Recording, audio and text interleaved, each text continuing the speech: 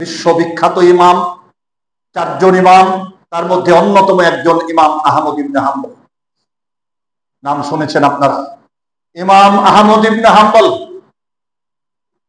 তিনি এলেন, তালাশের জন্য গেলেন। প্রচন্ড শীতের রাত, একটা মসজিদে আশ্রয় নিলেন। সালাত যখন হয়ে গেল, মসজিদের খাদেম বললেন, হুজুর আপনাকে বেরিয়ে যেতে হবে। চিনেন না, ওনাকে চেনেন না, মুরব্বী মানুষ, একটু বেরিয়ে যেতে হবে। বলে আমার তো শীতের রাতে অসুবিধা হবে বাইরে, বাবা আমি থাকি, ফজর পরে চলে যাব। বলে না, আমার এই আপনাকে রেখে দরজা লাগাতে পারবো না, তাহলে তো বিপদ হবে, আমার চাকরি থাকবে না, আমার তো কিছু করার নাই, থাকলে আপনাকে বাইরে থাকতে হবে। তো উনি একটা তথ্য দিলেন খুব সুন্দর। বলে আপনি যদি চান তাহলে আপনি যেতে পারেন একটা জায়গায়। কোথায়? বলে ওই যে বাজারে একটা লোক আছে, রুটি বিক্রি করে, সারা রাত ওর দোকান চলে, ভোর রাতের দিকে কিছু লোক কমে যায়, তখন একটু হয়, তা আপনি পারলে ওখানে যান। তিনি ওই দিকে আগালেন, গিয়ে দেখলেন রুটির দোকান, আল্লাহু আকবার, প্রচুর মানুষ, খদ্দারের শেষ নাই। তার লোকেরা রুটি বানাচ্ছে, তিনি পরিবেশন করছেন, তিনিও সহযোগিতা করছেন, টাকা নিচ্ছেন। ইমাম আহমদুল হাম্বল দেখলেন, দূর থেকে দেখলেন যে লোকটা এক পাশে বসে, উনি লক্ষ্য করে আছেন, লোকটার ঠোঁট দুটা নড়তে আছে, ব্যবসা করছে, রুটি দিচ্ছে, টাকা দিচ্ছে, এরই ফাঁকে, এই কথা বলার ফাঁকে ফাঁকে উনি কথা বলতে আছেন, ঠোঁট দুটা নড়তে আছে। তো এই ঠোঁট নড়তে নড়তে দৃশ্যটা উনি দেখেছেন। প্রচন্ড শীতের রাত, রাত যখন গভীর হলো, দোকানে খরিদ্দার তখন কমে গেল, আস্তে আস্তে কমে গেল। যখন কমে গেল, তখন তিনি তার কাছে গেলেন, যে জিজ্ঞেস করলেন, বাবা আমি একটা জিনিস লক্ষ্য করছি, শীতের রাত, আজকে রাতটা আমাকে একজন বলল যে এখানে একটা দোকান আছে, ওইখানে আপনি গেলে শীতের কষ্টটাও হবে না, চুলার পাড়ে একটু আরামে থাকতে পারবেন। তো লোকজনও কমে গেছে, আপনার তো অসুবিধা নাই। বলে না, কোনো অসুবিধা নাই, লোক কমে গেছে, আপনি চুলার পাশে থাকেন, সাবধানে থাকেন, আগুন আছে তো চুলা, একটু সাবধানে বসে থাকেন। উনি বলছেন যে থাকার আগে আমার একটা, এখন তো লোকজন কমে গেছে, আমি এতক্ষণ একটা জিনিস লক্ষ্য করেছি, কিন্তু বেশি লোকের জন্য আপনার ব্যস্ততা, দোকানদারি, ব্যবসা, সুতরাং তখন আমি জিজ্ঞেস করিনি। আপনি মেহেরবানি করে একটা বিষয় আমাকে জানাবেন। কি বিষয়? বলে আপনি রুটি দিচ্ছেন, খাবার দিচ্ছেন, টাকা নিচ্ছেন, মানুষকে দিচ্ছেন, নিচ্ছেন, কথা বলছেন, এরই ফাঁকে আমি খেয়াল করেছি রুটির পাত্রটা আপনার হাতে, প্লেট হাতে, তরকারির বাটি হাতে, পানি হাতে দিলেন, রাস্তায় আপনার দোকানে চলছেন, যাওয়া পর্যন্ত আপনি একাকী ঠোঁট নড়তে আছেন। আবার ওখানে যাওয়ার পরে আবার আপনি আসছেন আর একজনকে দেওয়ার জন্য, আপনার ঠোঁট নড়তেই আছে। আপনি যেন কার সাথে কথা বলেন। কি কথা বলেন? এটা আমার জানতে ইচ্ছে হয়। লোকটি বলে, হুজুর আপনি মুরব্বী মানুষ, আপনাকে তো চিনি না, আর গোপন বিষয় বলাও ঠিক না, কিন্তু না বললে তো নয়, আপনি জিজ্ঞেস করে আপনি আমার কাছে বলেন, মেহেরবানি করে বলেন। তিনি বলছেন, দেখুন আল্লাহ পাক এই পৃথিবীতে আমি যা চেয়েছি সব পেয়েছি, আমার জীবনে কোনো অপ্রাপ্তি নেই। তাহলে এখন মানুষ, আপনারা ভাববেন রুটি বেচা খায়, তাহলে অপ্রাপ্তির কি নাই? আর 5 তলা বাড়ি নাই, এসি গাড়ি নাই, কি আপনি আমি তো ভাববো এটা, এই দুনিয়ার প্রাপ্তি হলো 10 তলা বাড়ি, একটাতে হয় না, আরো 10টা, তারপরে গাড়ি, তারপরে অনেক অঢেল সম্পদ। এ সম্পদ জমাতে জমাতে এমন অবস্থা, আমি গত জুমায় বলেছি চর্বিতে চর্বণ করবো না, হালাল হারাম নাই, অন্যায় কোনো কিছু না বুঝে, এটা মানুষের হোক, কারো জায়গা দখল করা, কারো বাড়ি দখল করা, জমি দখল করা, দোকান থেকে উচ্ছেদ করে দিয়ে দখল করে দেওয়া, কোনোটা বাদ রাখেনি।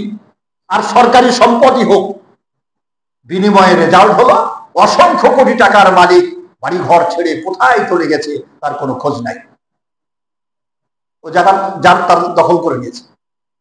এটাই দুনিয়ার নিয়ম। রাস্তায় গত জুমাতে বলেছি, আজও বলছি, মানুষের বাড়ি টিউশনি করতো, এই টাকা ছাত্র মানুষ টিউশনি করতো, পকেটে অত টাকা নাই, চলার জন্য কোনো গাড়ি ছিল না, এখন অসংখ্য কোটি টাকার মালিক। তার মালিক কে? আল্লাহ।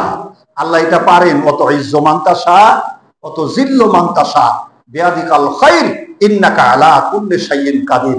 এজন্য সর্বাবস্থায় মাজলুম হবেন, কোন অবস্থায় জালেম হবেন না।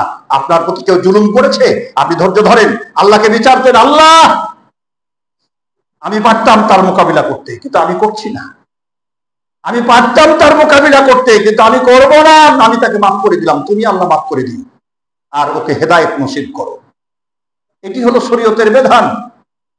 সম্মানিত মুসল্লিগণ, ইমাম আহমদ ইবনে হাম্বল, তাকে বললেন ঠোঁট নড়ছে, বলে আমার জীবনের যত চাওয়া পাওয়া সব আল্লাহ কবুল করে দিয়েছেন, সব কবুল। বলে হ্যাঁ। তো ওই যেখান থেকে সরলাম, তাহলে আবার ওই কথায় আসতে হয়, সবই যদি কবুল হয় তো রুটি বেচে কেন? রুটি বিক্রি করছে, পানি দিচ্ছে, তরকারি দিচ্ছে, টাকা দিচ্ছে, তাহলে সবই আল্লাহ কবুল করেছে, ওতে এসির মধ্যে বসে থাকার কথা। এত গরমের মধ্যে ওই রুটির চুলহা জ্বলছে, রুটি আটা সানছে, রুটি তৈরি করছে, তরকারি রান্না করছে, বিক্রি করছে, এ কয় টাকা লাভ হয়, তাতেই বলছে সব পেয়ে গেছি। লোকটার চাওয়া পাওয়াটা কি ছিল এবার দেখেন। ইমাম আহমদ ইবনে হাম্বল বললেন, সবই যেহেতু পেয়ে গেছেন, অপ্রাপ্তি কিছু আছে কি? বলে হ্যাঁ, একটা জিনিস বাকি আছে। আমি আল্লাহর কাছে যা চেয়েছিলাম আল্লাহ পাক আমাকে সব দিয়েছেন, আমি খুব খুশি। আমার রবের প্রতি, আমার মাবুদের প্রতি আমি মহা খুশি। আমি আল্লাহকে সেজদা দিয়ে বলি, আল্লাহ আমার মতো অসংখ্য সৃষ্টি তোমাকে সেজদা দিচ্ছে, আমার মতো অসংখ্য গোলাম তোমার আছে, আমি না করলেও তোমার কিছু আসে যায় না, কিন্তু তুমি যে আমার একমাত্র মাবুদ, তুমি মুখ ফিরালে আমি কার কাছে যাব? আমি তো একমাত্র তোমার গোলাম। বলে আমার জীবনে অপ্রাপ্তি যেটি আছে সেটি হলো, সেই অপ্রাপ্তিটার নাম হলো জামানার শ্রেষ্ঠ ইমাম আহমদ ইবনে হাম্বল। আমি আল্লাহর কাছে চাইছি, ব্যবসা করি, আল্লাহ সুখে রেখেছেন, সময়ও পাই না, যেতেও পারি না। আল্লাহর কাছে আমি এইভাবে জিকিরের আশায় সালাত আদা করি, আর এই যে জিকির করছি, কি পড়ছি সেটাও আমি আপনাদেরকে বলবো ইনশাআল্লাহ। এই অবস্থায় উনি বারবার বলতে আছেন যে হুজুর, আল্লাহর কাছে আমার এখন যেটা চাওয়া পাওয়া বাকি আছে, সে চাওয়া পাওয়াটা হলো আল্লাহ ইমাম আহমদ ইবনে হাম্বলকে যেন এক নজর দেখতে পাই, হুজুরের হাতে একটু হাত মিলাবো। জামানার শ্রেষ্ঠ ইমাম আহমদ ইবনে হাম্বল,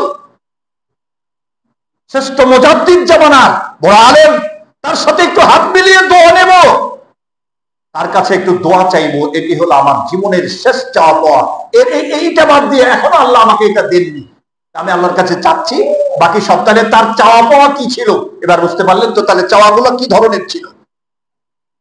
সম্মানিত উপস্থিতি, এবার দেখুন ইমাম আহমদ ইবনে হাম্বল চোখের পানির সহিতে ছাড়তে ধরে রাখতে আর পারলেন না, চোখের পানি ছেড়ে দিয়ে কেটে কেটে দাঁড়িয়ে বুকের সাথে রুটিয়ালাকে জড়িয়ে ধরে বললেন, রে আল্লাহর গোলাম, তোমার জিকির আল্লাহ কবুল করেছেন, তোমার তাসবিহ আল্লাহ শুনেছেন, তোমার দোয়া আল্লাহ মঞ্জুর করেছেন।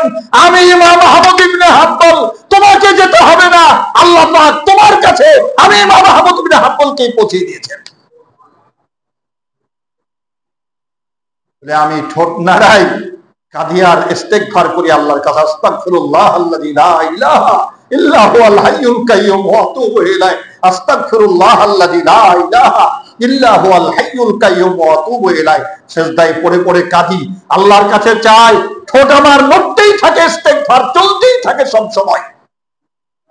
আমি আল্লাহর কাছে এটি চাইতে আছি, যে চাওয়াটা আল্লাহর কাছে এভাবে এজন্য চাই। বেশি কষ্ট হচ্ছে যে আওয়াজ হচ্ছে, তো ওটাতে মুসল্লিরা সব তাকায় আপনার দিকে, আমারও অসুবিধা হয়। সম্মানিত উপস্থিতি, আমি আপনাদের খিদমতে যে কথা বলছিলাম খুব ভালো করে শুনেন, হৃদয়ের সবটুকু আবেগ উজাড় করে শুনেন। ইমাম আহমদ ইবনে হাম্বল, ওই লোকটার কাছে আল্লাহ তাকে পৌঁছে দিলেন। কিভাবে পৌঁছালেন দেখেন। তাহলে মানুষের চাওয়া পাওয়া গুলা কেমন? তার চাওয়া পাওয়া সব দুনিয়াবি ছিল না। ওই যে রব্বানা আতিনা ফিদ দুনিয়া হাসানা ওয়া ফিল আখিরাতি হাসানা ওয়া কিনা আযাবান নার। পড়েন আমার সাথে, রব্বানা আতিনা ফিদ দুনিয়া হাসানা ওয়া ফিল আখিরাতি হাসানা ওয়া কিনা আযাবান নার। জিকির চলছিল তার, জিকির চলছিল তার, আস্তাগফিরুল্লাহ আল্লাযী লা ইলাহা ইল্লা হুয়াল হাইয়ুল কাইয়্যুম ওয়া আতুবু ইলাইহি। আর চাইছে আল্লাহর কাছে মনে মনে, আল্লাহ ইমাম আহমদ ইবনে হাম্বল জামানার শ্রেষ্ঠ ইমাম, তাকে আমি এক নজর দেখতে চাই, তার সাথে একটু মুসাফা করতে চাই, তার সাথে একটু হাত মিলাতে চাই। ইমাম আহমদ ইবনে হাম্বল তাকে বুকে জড়িয়ে ধরে চোখের পানি ছেড়ে কেঁদে কেঁদে বলছেন, তোমাকে হাত মিলাতে হবে না, এসো তোমার বুকে বুক মিলাই, আল্লাহ আমাকেই তোমার কাছে পাঠিয়ে দিয়েছেন, তোমাকে আর সফর করতে হবে না, তোমাকে তালাশ করতে হবে না, আল্লাহ আমাকেই তোমার কাছে পাঠিয়ে দিয়েছেন। আমি ইমাম আহমদ ইবনে হাম্বল প্রমাণ করছিলাম দোয়ার শক্তি, জিকিরের শক্তি, শক্তি ইস্তেগফারের শক্তি আল্লাহ কত দিয়েছেন। ধৈর্য ধরেন। অনেকেই আফসোস করে বলেন, হুজুর খুব দোয়া করছি কিন্তু কবুল হচ্ছে না। হবে, আল্লাহ হয়তো আরো চাইছেন আপনার কাছ থেকে, আর হচ্ছে না এটা নয়, দোয়ার হালাত একাধিক। একটা হলো আল্লাহ সাথে সাথে কবুল করেন, একটা হলো আল্লাহ একটু দেরি করেন, আর একটা হলো আল্লাহ ইহকালে না দিয়ে পরকালে দেন। কারণ আল্লাহ আপনাকে কোনটা দিচ্ছেন সেটা তো আমি আপনি বুঝতে পারছি না। সুতরাং দোয়া কবুল হবে, জিকির কবুল হবে, অন্তর সদা সিক্ত রাখুন।